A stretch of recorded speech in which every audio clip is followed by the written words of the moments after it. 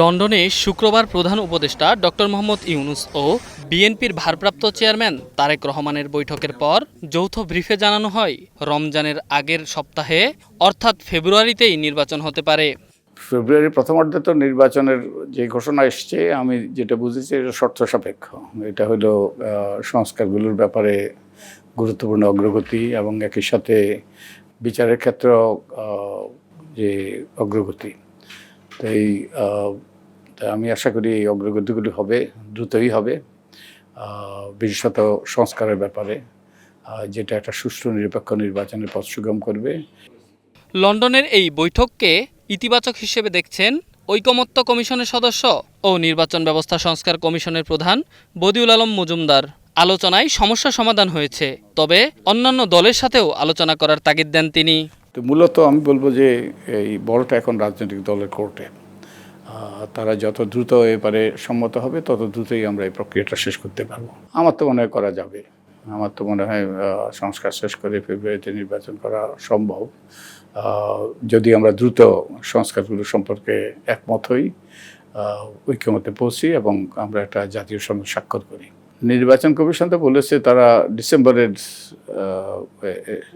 ডিসেম্বরকে সামনে রেখে তারা প্রস্তুতি নিচ্ছে। তো তাদের তো প্রস্তুতি থাকার কথা। তাদের ঘোষণা অনুযায়ী তারা বলে আসছে যে তারা ডিসেম্বরকে টার্গেট করেই তারা প্রস্তুতি নিচ্ছে। রাজনৈতিক অঙ্গনে স্বস্তি ফিরে আসলেও ভোট আয়োজনের প্রস্তুতিতে কতটা স্বস্তিতে থাকবে নির্বাচন কমিশন, এমন প্রশ্নের জবাবে বদিউল আলম মজুমদার বলেন, ইসির নির্বাচন প্রস্তুতিতে কোনো সমস্যা হবে না। একই সাথে জানান, আগামী মাসেই চূড়ান্ত হবে জুলাইয়ের জাতীয় সনদ এবং সুষ্ঠু নিরপেক্ষ নির্বাচনের পরেই এর মাধ্যমেই কিন্তু আমরা একটা গণতান্ত্রিক উত্তরণ, একটা কার্যকর গণতান্ত্রিক ব্যবস্থা প্রতিষ্ঠার সুযোগ সৃষ্টি হবে। ঐক্যমতে পৌঁছব কতগুলো মৌলিক সংস্কারের বিষয়ে এবং রাজনৈতিক দলগুলো এবারে একমত হয়ে এটা স্বাক্ষর করবে এবং বাস্তবায়নের পথ বের করবে।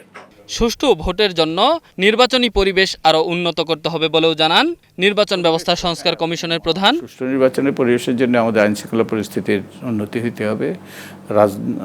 রাজনৈতিক দলগুলোর নির্বাচন কমিশনের উপর আস্থা সৃষ্টি হতে হবে এবং একই সাথে আমাদের প্রশাসন এবং পুলিশ বাহিনী এদের নিরপেক্ষতা নিশ্চিত করতে হবে।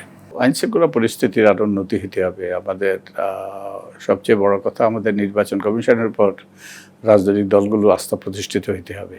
তবে বদিউল আলম মজুমদার বলেন, সংস্কার ও ভালো নির্বাচন নির্ভর করবে রাজনৈতিক দলগুলোর সদিচ্ছার উপর। তারা যদি নিষ্ঠার সাথে। Enamul Haque, star news, Dhaka.